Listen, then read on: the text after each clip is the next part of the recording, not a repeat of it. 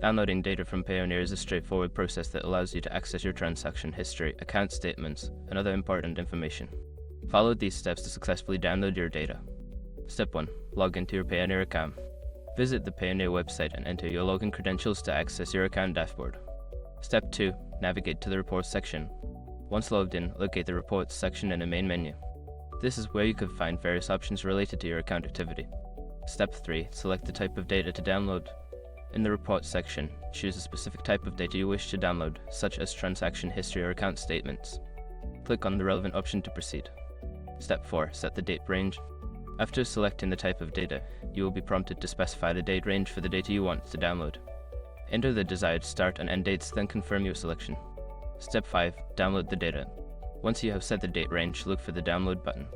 Click it to initiate the download process. The data will typically be saved in a CSV or PDF format, depending on your selection. After following these steps, you will have successfully downloaded your data from Payoneer. Make sure to check your downloads folder for the file and keep it secure for future reference.